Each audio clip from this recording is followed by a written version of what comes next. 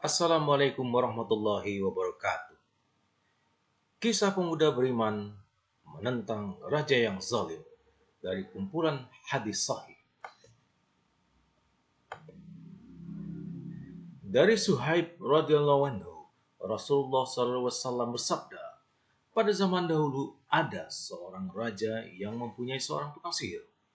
Ketika tukang sihir itu sudah lanjut usia, ia berkata kepada rajanya, sesungguhnya saya sekarang sudah lanjut usia. Oleh karena itu, perkenankanlah saya meminta kepada Tuhan untuk mengirimkan seorang pemuda dan saya akan mengajarinya ilmu sihir. Raja itu pun mengirimkan seorang pemuda untuk belajar ilmu sihir. Akan tetapi, di tengah perjalanan ke tempat tukang sihir, ia bertemu dengan seorang pendeta. Kemudian, pemuda itu berhenti untuk mendengarkan apa yang disampaikan oleh pendeta itu. Oleh karena itu, ia terlambat datang ke tempat tukang sihir. Ketika pemuda itu sampai ke tempat tukang sihir, maka pemuda itu dipukul. Kemudian, ia mengadukan kepada pendeta dan si pendeta itu berkata, apabila kamu takut kepada tukang sihir itu, maka katakanlah bahwa keluargamu menahanmu. Dan apabila kamu takut terhadap keluargamu, maka katakanlah bahwa tukang sihir itu menahanmu. Suatu hari, ketika dalam perjalanan, dijumpai di tengah jalan seekor binatang yang sangat besar, sehingga orang-orang tidak berani meneruskan perjalanan. Pada saat itulah si pemuda berkata, nah, hari ini aku akan mengetahui tukang sihirkah yang lebih utama ataukah pendeta.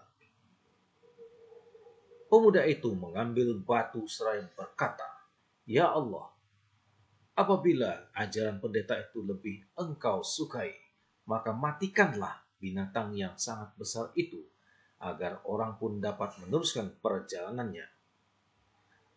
Kemudian ia melemparkan batu itu dan matilah binatang itu, sehingga orang-orang pun dapat melanjutkan perjalanan. Ia lalu mendatangi pendeta itu dan menceritakan apa yang baru saja terjadi.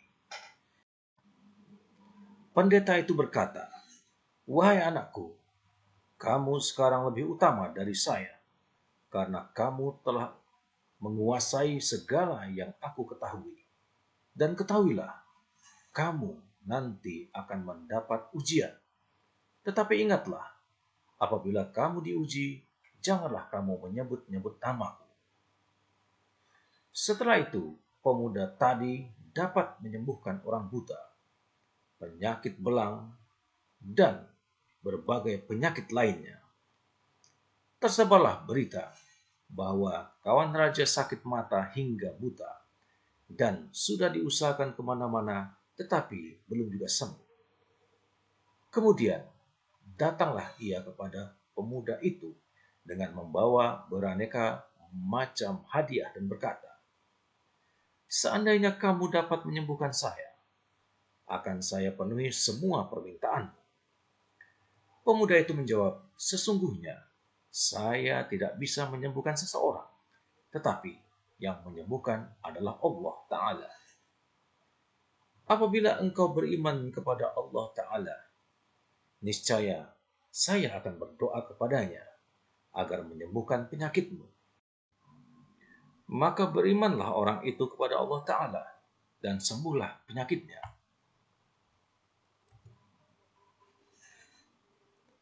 Orang itu datang ke tempat sang raja dan duduk bersama sebagaimana biasanya. Kemudian sang raja bertanya kepadanya, siapakah yang menyembuhkan matamu itu?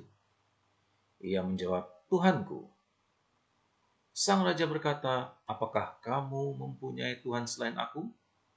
Ia menjawab, Tuhanku dan Tuhanmu adalah Allah.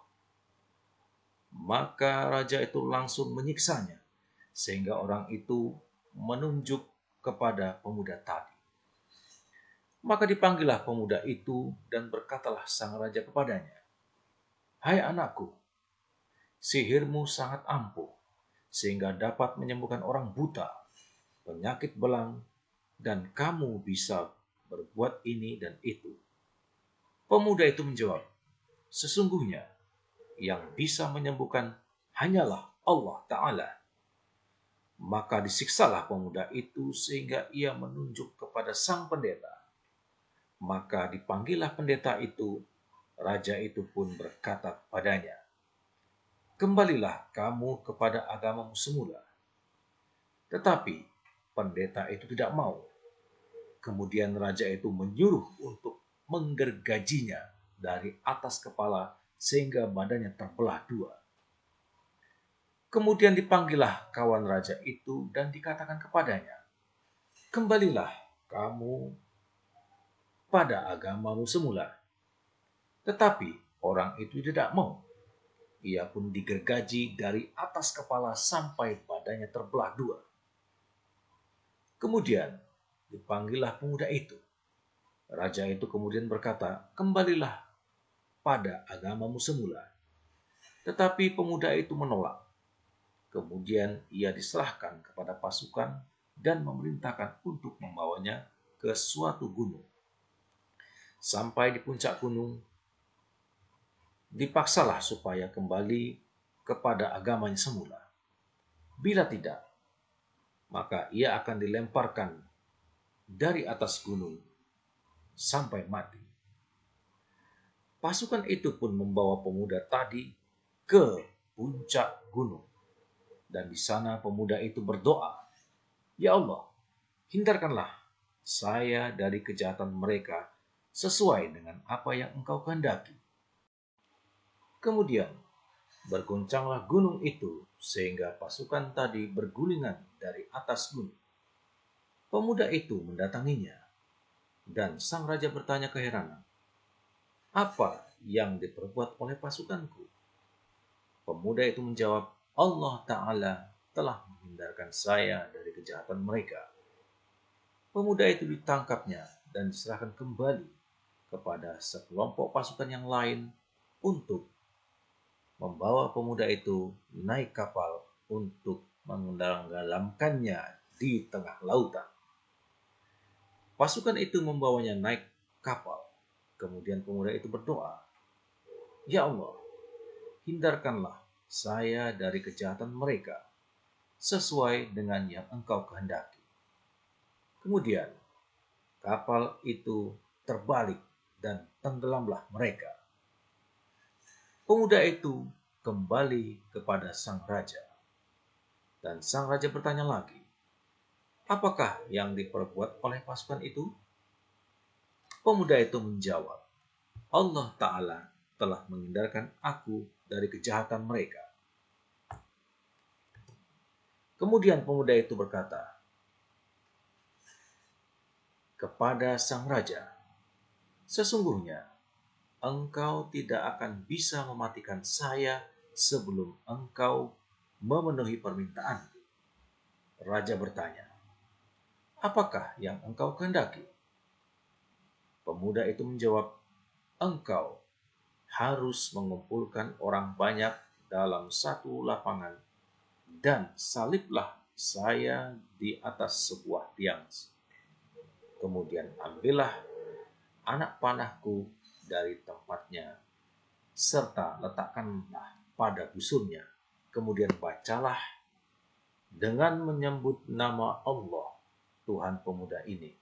Kemudian lepaskanlah anak panah itu ke arahku. Apabila engkau berbuat seperti itu, maka engkau akan berhasil membunuhku. Mendengar yang demikian, raja itu mengumpulkan orang banyak di salah satu lapangan dan menyalib pemuda itu di atas tiang. Kemudian ia mengambil anak panah dari tempatnya dan diletakkan pada busurnya. Kemudian ia membaca dengan menyebut nama Allah, Tuhan pemuda ini, dan dilepaskanlah anak panah itu ke arah pelipisnya. Kemudian pemuda itu meletakkan tangannya pada pelipis yang terluka, lalu ia pun mati. Pada saat itu juga serentak orang-orang berkata, kami beriman dengan Tuhannya pemuda itu. ada seorang yang menyampaikan berita itu kepada sang raja seraya berkata, "Tahukah engkau apa yang engkau khawatirkan sekarang telah menjadi kenyataan? Demi Allah, kekhawatiran itu tidak ada gunanya sama sekali karena orang-orang sudah beriman." Kemudian raja itu memerintahkan membuat parit yang besar pada setiap persimpangan jalan.